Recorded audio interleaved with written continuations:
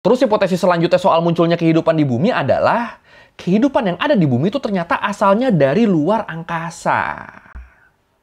Nah, This is the very first living thing. kehidupan di bumi itu seenggaknya tuh udah ada dari 3,4 miliar tahun yang lalu. Kita bahas kehidupan masa lalu lagi. Kita kan udah banyak banget yang ngebahas dino. Terus sempat juga ngebahas soal miskonsepsi teori evolusi. Ya pokoknya macam-macam lah. Nah kali ini gue mau bahas yang mirip-mirip tapi mundurnya jauh banget nih. Tepatnya ke titik awal gimana kehidupan bisa muncul di bumi. Ya gue yakin banyak dari lu yang penasaran nih kayak gue nih. Penasaran gimana kehidupan bisa muncul di bumi. Gimana bentuknya sih nenek moyang pertama semua makhluk hidup dan kapan makhluk hidup pertama ini muncul? Ya udah kalau gitu, ayo langsung aja kita bahas gimana kehidupan di bumi bisa muncul di Learning by Googling. Ini kalau gua nggak salah ingat, seingat gua materi soal asal-usul kehidupan di bumi itu udah pernah dibahas dikit deh di sekolah deh. Kalau nggak salah tuh di pelajaran biologi sama geografi. Tapi gue nggak tahu nih kalau di kurikulum sekarang tuh masih diajarin apa enggak. Soalnya Mohenjo-daro sama Harappa aja kan ternyata sekarang nggak diajarin kan. Ya kalau kita ngomongin gimana kehidupan di bumi bisa muncul dan berkembang, ini enaknya kita sambil ngeliat ini nih. Ngeliat skala waktu geologi. Jadi ini tuh gambaran pembagian zaman di bumi berdasarkan usia batuan. Makin dalam lapisan batuannya, makin tua umurnya. Nah kalau berdasarkan pengukuran usia batuan, para ilmuwan tuh memperkirakan kalau bumi tuh udah kebentuk sekitar 4,5 sampai 4,6 miliar tahun yang lalu. Cuma ya di masa-masa awal ini kondisi bumi tuh bisa dibilang masih jauh banget dari ideal ya. Belum jadi tempat yang nyaman buat hadirnya kehidupan. Ya lu bayangin aja, di periode paling awal terbentuknya bumi ini, planet ini tuh masih dipenuhi sama lautan lava. Jadi bumi tuh warnanya tuh bukan biru hijau kayak sekarang, warnanya tuh waktu itu masih cenderung merah sama hitam. Terus daratan di bumi juga meskipun udah mulai kebentuk, tapi kondisinya tuh masih nggak stabil, masih terus-terusan bergerak dan berubah bentuk. Ya sebenarnya daratan bumi juga tuh sekarang tuh masih gerak sih ya. Kayak Australia misalnya yang tiap tahunnya tuh bergerak 7 cm ke utara. Tapi ya kalau dibandingin sama di masa-masa paling awal bumi, pergerakan daratan waktu itu tuh emang jauh lebih cepat dibanding sama sekarang. Karena ya tadi, soalnya bumi tuh masih dipenuhin sama lava kan, yang ngebikin atmosfer bumi tuh waktu itu dipenuhi sama gas-gas beracun. Kayak karbon dioksida, metana, sama amonia, yang bikin suhu bumi waktu itu tuh panas banget. Jadi gara-gara itu bentuk di bumi tuh belum ada yang saklek tuh, semuanya masih bisa berubah dalam waktu yang cepat. Dan para ilmuwan juga memperkirakan kalau di masa awal-awal ini, bumi tuh masih sering banget dihantam sama asteroid. Waduh. Dan kondisi bumi yang kayak gambaran neraka ini ngebikin periode paling awal di bumi ini disebut sebagai Ion Hadean. Diambil dari nama dewa alam bawah di mitologi Yunani, Hades. Hadean, Hades, Hadean, Hades. Oke. Earth remained a hostile place. It was a realm of volcanic terrains, hot, dry, and barren, with a dense high-pressure atmosphere of deadly gases. Earth's history is aptly called the Hadean Eon, named after Hades, the ancient god of the underworld. Nah, di akhir Ion Hadean, para peneliti tuh menduga kalau lautan tuh mulai muncul di bumi. Terus beberapa peneliti juga menduga kalau jumlah air di bumi tuh jadi makin banyak karena adanya pecahan komet yang ngebawa uap air masuk ke atmosfer bumi. Nah, dari situ akhirnya Ion Hadean kelar nih, dan bumi mulai masuk ke Ion Archean atau Archaikum yang berlangsung dari sekitar 4 miliar sampai 2,5 miliar tahun yang lalu. Nah, di Ion Archean ini kerak bumi tuh udah mulai terbentuk sempurna, tapi luas daratan yang ada tuh masih relatif sempit. Karena ya kayak yang gue bilang tadi, selama proses final pembentukan bumi di Ion Hadean, jumlah air di bumi tuh meningkat dan akhirnya ngebikin kerak bumi banyak yang terendam air. Tapi terus walaupun waktu itu bumi tuh mayoritasnya air banget, tapi dengan masih tingginya aktivitas vulkanik dan tektonik di bumi, akhirnya daratan-daratan dan benua di bumi pun pelan-pelan mulai kebentuk. Akhirnya mulai muncul tuh daratan-daratan yang luas tuh di bumi tuh. Dan selain jumlah air di bumi yang melimpah, di Ion Archean ini, atmosfer bumi tuh mulai dipenuhin sama oksigen. Dan proses terbentuknya oksigen di atmosfer bumi ini tuh berkaitan banget sama salah satu bentuk kehidupan awal di bumi yang biasa disebut cyanobacteria atau ganggang biru hijau. Ya sebenarnya dari awal Ion Archean yang namanya atom oksigen tuh udah ada di bumi ya. Tapi waktu itu atom oksigennya tuh masih terikat sama atom hidrogen yang ngebentuk H2O, yang ngebentuk air. Jadi oksigennya tuh belum berdiri sendiri waktu itu. Baru waktu cyanobacteria muncul di 3,4 miliar tahun yang lalu dan jumlahnya di bumi melonjak, baru dari situ jumlah oksigen di atmosfer ikutan meningkat. Dan inilah yang jadi jalan munculnya banyak kehidupan di bumi. Ya, oksigennya udah makin banyak kan, udah di mana-mana kan. Ya, udahlah, tinggal apa ya? Tinggal life will find a way aja udah. Cyanobacteria did something revolutionary. They started employing sunlight for this purpose in a process called photosynthesis. Thanks to cyanobacteria, life on Earth became visible to the naked eye. Nah, mungkin ini di sini lu penasaran, ini gimana para ahli geologi bisa tahu keberadaan gagang purba yang usianya miliaran tahun ini? Itu kan udah lama banget kan, gimana cara taunya? Dan jawabannya sama kayak proses dinosaurus jadi fosil. Jadi saking banyaknya gagang biru hijau di ion Archean ini, sebagian dari mereka tuh berhasil terawetkan dalam bentuk fosil. Terawetkan dalam bentuk mineral yang disebut stromatolit. Dan dari fosil-fosil stromatolit ini, para ahli akhirnya sepakat buat nentuin kalau kehidupan purba pertama di bumi itu seenggaknya hadir sejak 3,4 miliar tahun yang lalu. Jadi kalau dari bukti-bukti geologis, titik pertama munculnya kehidupan di bumi itu ya di ion Archean ini. Jauh banget nih, 3,4 miliar tahun yang lalu loh. Gila. Tapi walaupun titik awal kehidupan di bumi sejauh ini tuh ditentukan dari keberadaan fosil stromatolit di lapisan batuan bumi, ditentukan dari keberadaan fosil-fosil ganggang tadi, tapi para ilmuwan tuh yakin kalau ganggang-ganggang ini tuh nggak mungkin muncul gitu aja. Pasti ada pemicunya nih, pasti ada awalnya nih. Pasti ada titik kehidupan atau calon kehidupan yang lebih awal lagi sebelum si ganggang muncul dan memenuhi bumi. Nah, terkait ini, kalau menurut New Scientist, sampai saat ini ilmuwan tuh masih nyari jawaban soal gimana pastinya kehidupan di bumi bisa terbentuk. Jadi masih banyak banget perdebatan pendapat soal proses awal gimana kehidupan bisa terbentuk di bumi. Ya, emang kalau dari bukti geologi tuh kan tadi kan, kehidupan di bumi tuh seenggaknya tuh udah ada dari 3,4 miliar tahun yang lalu. Tapi sebelum itu, atau kapan tepatnya kehidupan pertama muncul, itu masih banyak diperdebatkan. Jadi emang, iya, so far tuh bukti kehidupan yang paling jauh tuh ada di 3,4 miliar tahun yang lalu. Tapi apakah sebelum itu ada kehidupan lain, atau gimana kehidupan pertama kali muncul, itu masih banyak diperdebatkan tuh, karena belum ada buktinya. Dan terkait ini, banyak ilmuwan yang yakin kalau kehidupan di bumi tuh sangat mungkin udah ada sejak ion pertama.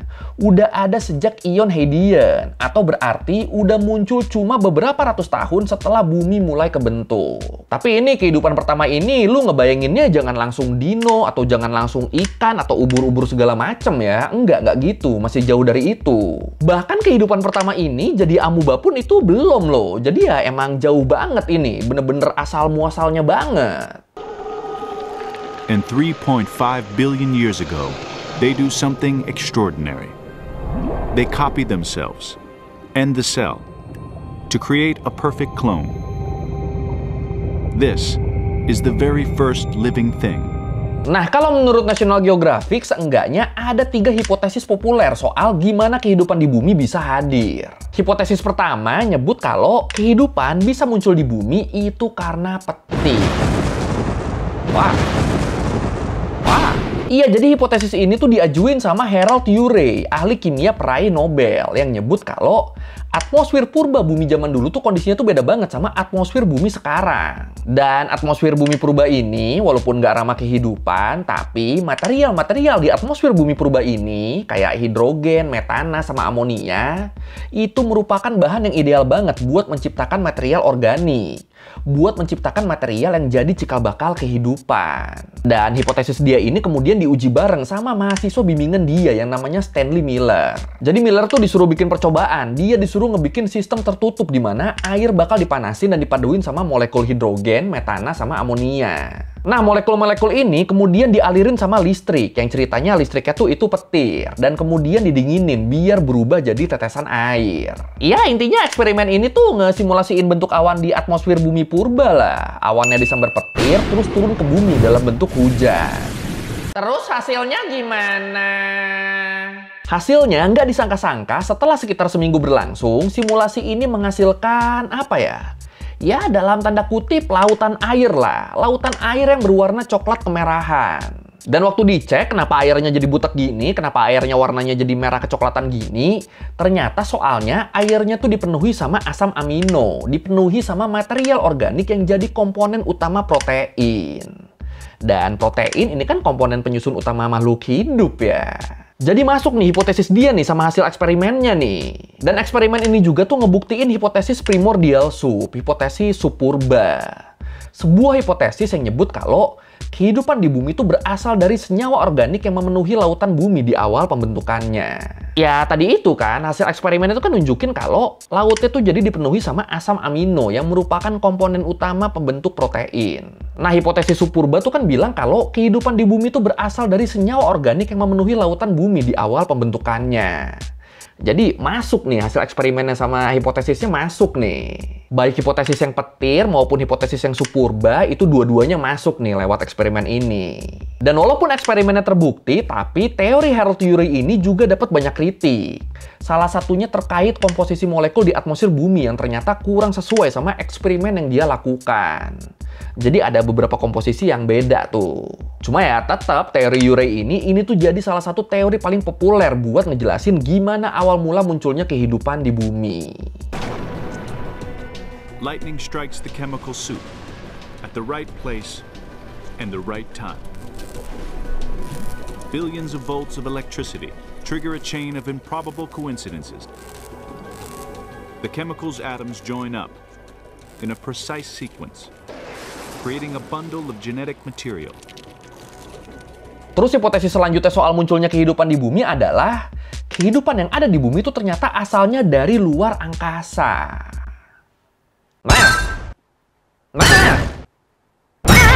Iya, jadi masih menurut National Geographic, para ilmuwan tuh ngeduga kalau materi pembentuk senyawa organik kayak asam amino tadi itu tuh berasal dari asteroid atau komet yang nabrak bumi. Jadi kalau di hipotesis sebelumnya tuh kan material organiknya tuh tercipta di buminya tuh lewat proses biokimia ya.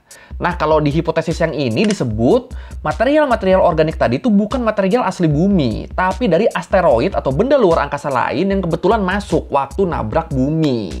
Nah, salah satu ilmuwan yang mendukung argumen ini adalah Jack Szostak, peraih Nobel kimia yang lain. Jadi dia nyebut kalau kondisi atmosfer bumi di awal pembentukannya yang dipenuhi sama karbon dioksida dan nitrogen itu tuh agak kurang mendukung buat terciptanya reaksi kimia kayak yang disimulasikan sama Miller dan Urey tadi. Szostak berargumen mungkin aja kondisi kayak yang disimulasikan sama Miller sama Urey tadi tuh terjadi, tapi dalam kondisi tertentu. Misalnya, waktu ada meteor nabrak bumi.